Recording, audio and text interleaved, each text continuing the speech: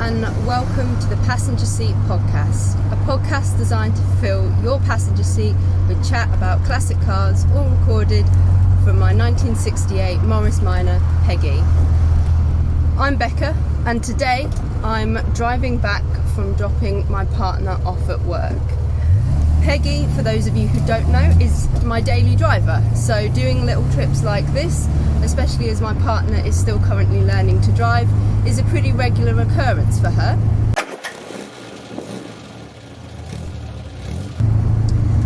My quirk of classic car ownership that I'd like to kind of reflect on in today's episode is how lovely and friendly a lot of other drivers are towards classic cars. It's not always the case, but usually they're quite forgiving, friendly and helpful when something doesn't quite go to plan, which can often be the case when you're driving a classic car.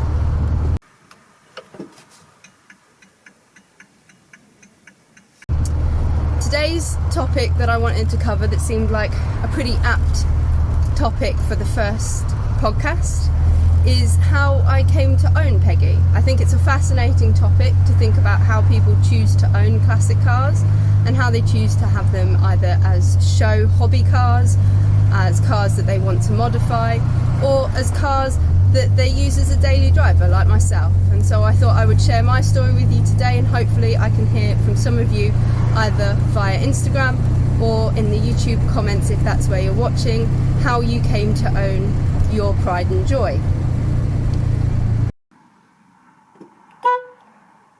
About this time last year, I was in the process of purchasing a house, and having lived at home, I had been a name driver on my parents' cars. I'd had my license about 4 years this time last year, and I had been at uni, so hadn't felt the need to buy a car. And then when I'd come home, there wasn't really space on my parents' driveway for a car of my own, so I stayed as a name driver on one of those and used it to get to and from work. It was a pretty pleasant Nissan Micra at the time, and I enjoyed it, but when I was starting to think about moving out, I wanted to be a bit more choosy about what sort of thing I wanted. So I spent a couple of days browsing Auto Trader, looking at the modern cars that are available on there, and decided that what I probably would enjoy most after some discussions with my parents is a classic car.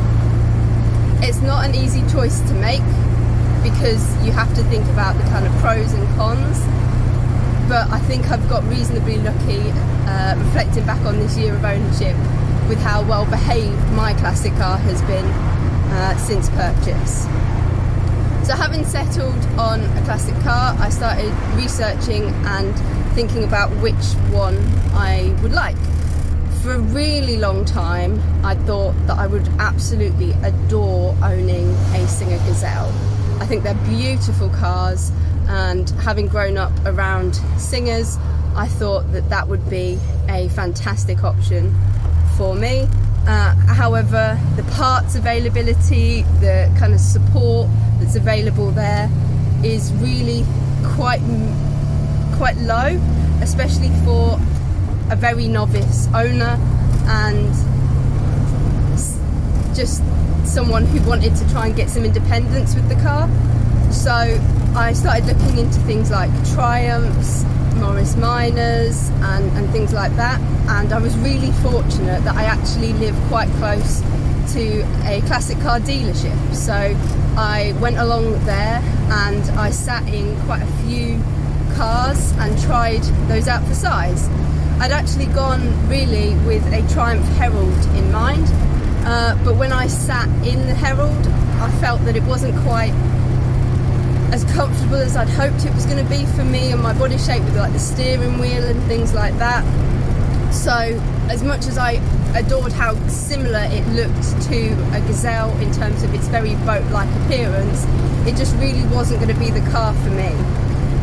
Also on the forecourt, they had a really gorgeous Trafalgar blue, actually, four-door Morris Minor, and I sat in it and I thought, this is really great. I really like the size, I like how comfortable I feel. I can reach the pedals, which is always a nice bonus when you're driving a classic car, especially if you don't need the help of a cushion. So I was set on trying out a few more Morris Minors. I found a Traveller, reasonably local to me, available on Facebook Marketplace. So I went along and tried the Traveller out. I really liked the colour scheme. It was a cream and red Traveller, but I was trying these out in gorgeous sunshine when the weather was beautiful, and I thought, as gorgeous as a white Traveller is, I don't think a white car is going to be the best option for me using it as a daily driver. Additionally, I learned when I got home after test driving it how structural the wood is and how you have to be really careful with it, and again it kind of made me a little bit nervous.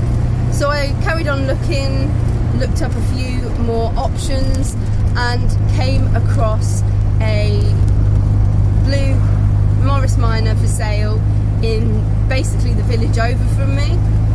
So I went along and test drove it. Had a 5-speed gearbox, which was quite different to the Traveller I tried, the Sierra Type 9 Ford gearbox that I was in it, and so driving it around the village I could feel that the gears were a little bit more familiar to me than the 4-speed, and I felt a lot really quite more comfortable in the size of a saloon. The Travellers don't actually, when you park them next to each other, don't seem that long compared to the saloon, but when I was driving it, it did feel quite much like a bigger car, and I'd only really driven smaller cars, so I wasn't sure I was going to have the confidence, but I did feel really confident in the saloon car. So unfortunately the saloon car was on bids on eBay, and so I had to wait a whole week to find out if it was going to be mine. So in that time I was very anxious, was looking up other cars so that I had backup options if it didn't work out, and especially as when we'd gone and spoken to the gentleman, he'd said that actually there was quite a few people interested, even messaging him from like Kent and things like that, so we're willing to really travel for the car.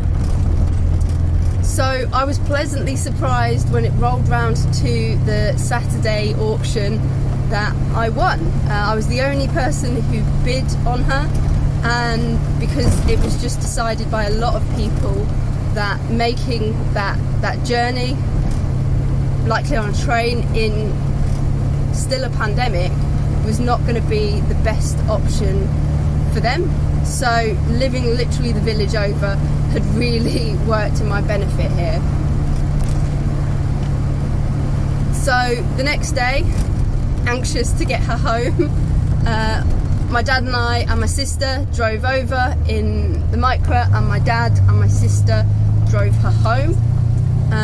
Sister as a passenger, and then she was on the driveway from then as mine, which was just the most exciting thing, because she was my first car that I'd bought for myself, first car I'd have to sort out tax, although reasonably easy with a classic car, first car to sort out insurance with, and it was a really big moment for me, and I was so excited. And so then the next day I took her for a drive myself after my dad had checked her kind of over in terms of brakes and things like that, and I had the biggest smile on my face. I think if you are on my personal Instagram, you can find this video of me just recorded by my sister who came along. This biggest smile on my face, and she's continued to put mostly smiles on my face, occasionally some anxiousness, but mostly smiles, and she puts smiles on the faces of others as I kind of drive around my local area.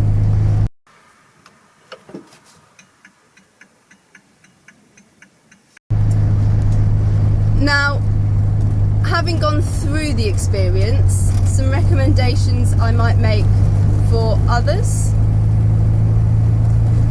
include not getting attached to cars very quickly. When I was looking on Facebook and on eBay and places like that I saw the cars for sale, I kept seeing really beautiful cars, getting attached to them and thinking, oh, it'd be so good to drive that, and then finding out that they'd already sold when I messaged the seller, and they had someone coming tomorrow, and if it didn't happen then they'd get in touch, but they never did, because obviously these were very beautiful cars, and this time last year was a really big time for people wanting to buy classic cars, and so I would get really attached to the idea of owning a car, and then it falls through, and then feel really sad and get back on it, and it was emotionally exhausting. So definitely try and keep a level head. I would also make sure that you check out the clubs. Clubs can form a really big part of being a classic car owner. They're not essential. I do know car owners that aren't involved in owners clubs, but in terms of getting parts and advice, these sorts of things can be incredibly useful, especially as a first-time owner. I know that several times a quick message in the Facebook group for the Morris Miners Owners Club has saved me. One time I was even able to just pop outside during my lunch break and fix an issue because of the support of the Facebook groups. Another thing that I would recommend you do is take someone who knows more about cars than you, especially if you're a first-time buyer. Once you've got the car, there's a lot of learning that you can do, but if you've picked the wrong car in the first place, it can be really difficult for you to turn it round. So I really recommend taking someone who's owned cars before, of that era, knows what to look for, and also making sure you've done a little bit of research as well, so that you are familiar with what you're looking for. I'd looked and knew that kind of underneath them things were really important, and to look for rot and things like that, and where to look for them on the particular models of car that I was looking at. So having someone who knew what to look for in the engine was really beneficial and really worked for me getting the right car for me.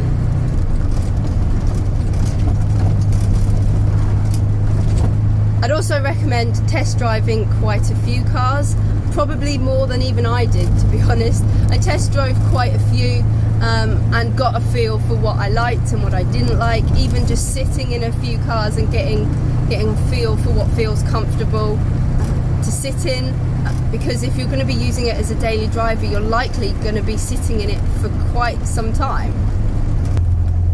I took Peggy to Wales last year and I was incredibly comfortable for the 3-hour trip. We did have breaks, but I was comfortable, and I don't think I would have been in some of the cars that I had sat in. So make sure that you've got something that you're really sure about. So that brings to a close today's podcast. Hopefully you've enjoyed my little story time about how I came to own Peggy. Like I said, I'd really love to hear how you came to own your cars, and I'll be back again next week with another podcast. So drive safely and happy motoring.